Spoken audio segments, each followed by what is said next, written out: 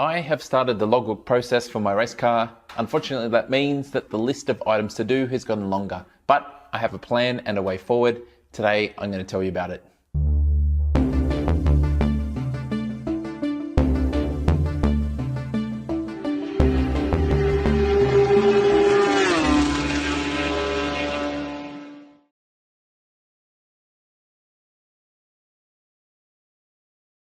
Can you believe I've had this Formula 1000 race car for something like 4 months and I haven't even driven it?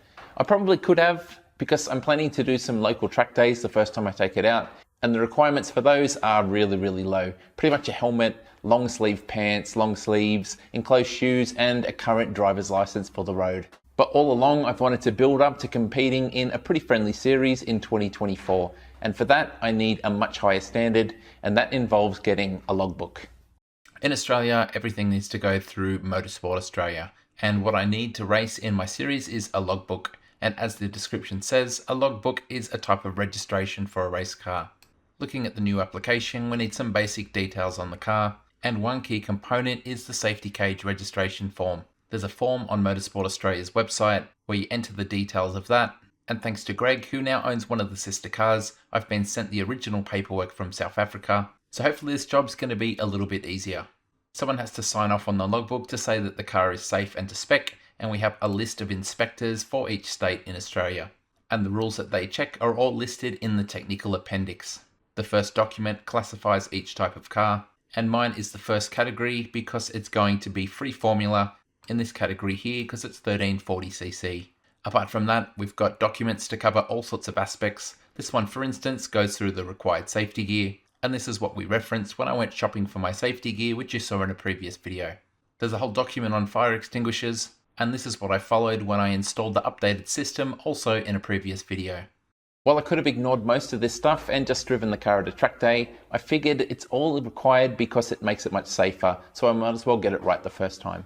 Therefore, to get things moving, I called up the local inspector, booked them to come to the house and go through the car with me, and they gave me a list of 5 items I needed to address. Let's work our way through the list, starting with the easy ones, and it doesn't get much easier than stickers. Some of these are already on the car, and the rest I'm going to pick up in this $15 sticker pack.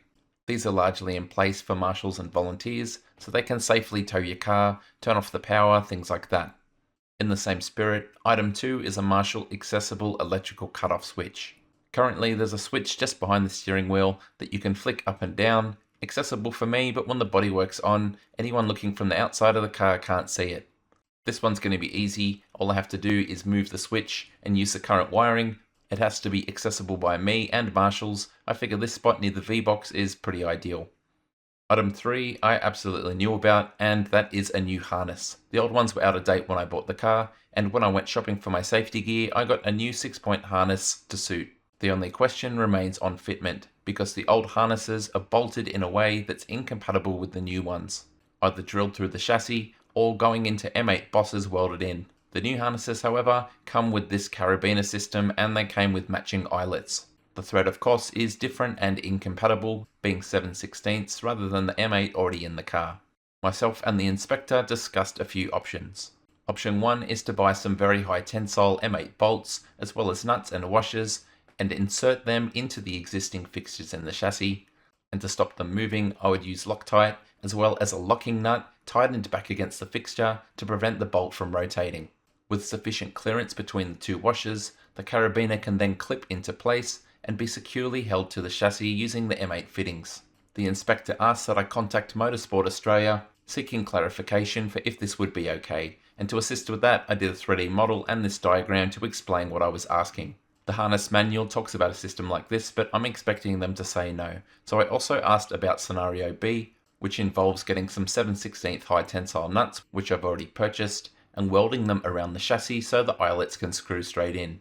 The plan would be to drill a hole in the chassis, weld the nut on top, and then install the eyelet with Loctite as well as a torque wrench. Again, I made a diagram to explain this, and I'm expecting this is the option that they tell me I have to do. In that case, the inspector asked me to clarify whether I would be able to weld them in myself or whether I had to go to a fabricator. I don't weld a lot, but I have done a TAFE welding course in the past and I have a pretty good TIG welder. I would consider this job pretty straightforward, and I'm hoping they say that I can do it myself.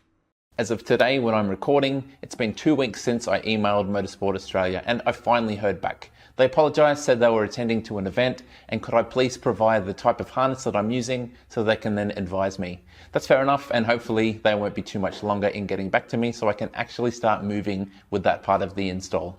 Item 4 isn't necessarily difficult, but it is expensive, and that's a new fuel cell. I was expecting this one, but hoping somehow it wouldn't come up.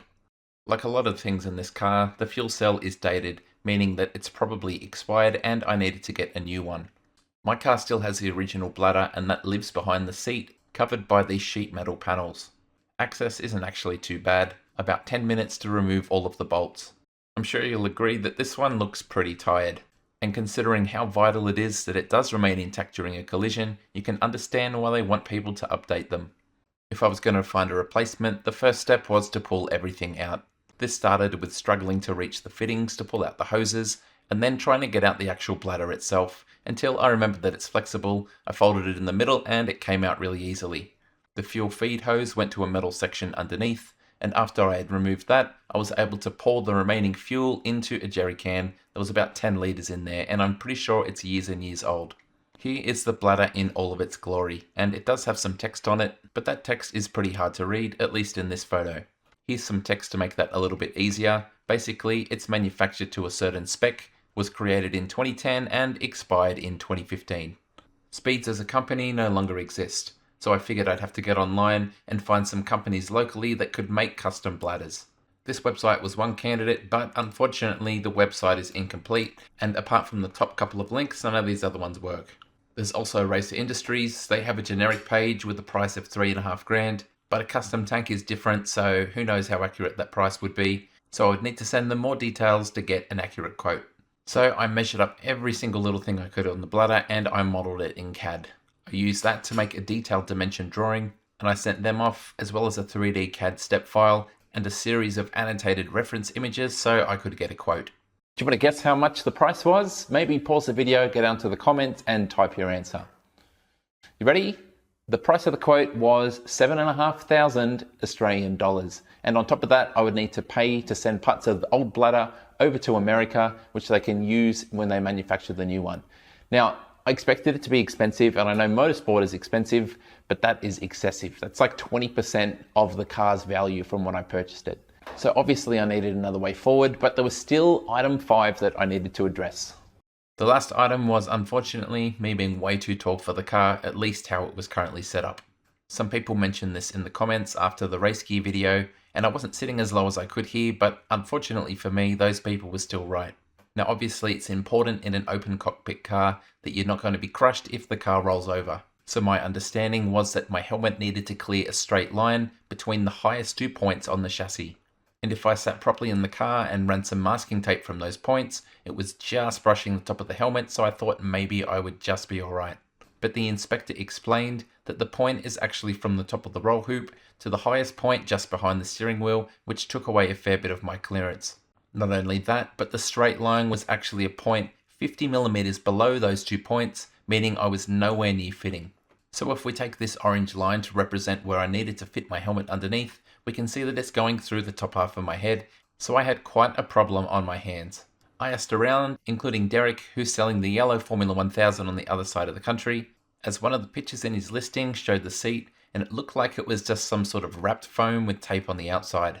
Derek replied that it was in fact this. It was sitting on the floor pan. That's really normal for these type of cars, and that I should pour my own custom foam seat.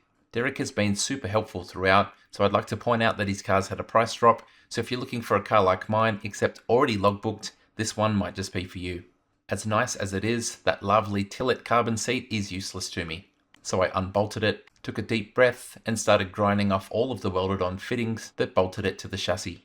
I think this is what we call the point of no turning back. After a quick grind to remove any sharp edges, I jumped into the car and I put a little bit of plywood behind my back to give me some sort of backrest for this simple test. With the masking tape line back in place, I took a 50mm 3D printed spacer, and honestly it's hard to explain how relieved I was when I found that I could slide it over the highest points of my helmet without touching the masking tape.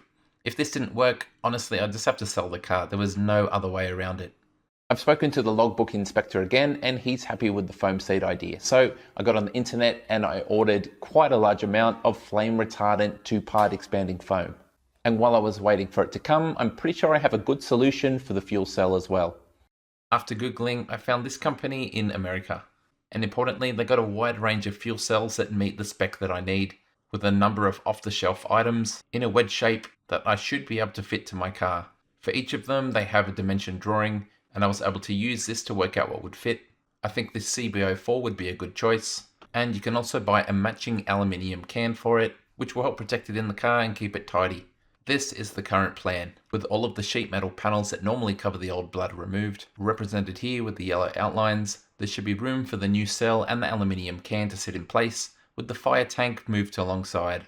To test this, I made up a quick mock-up from cardboard and tape, matching the exterior dimensions of the largest part, which is the aluminium can. And look at that, it just fits in where I want, and it will fit a little bit better once some of the brackets for the old sheet metal are removed from the car.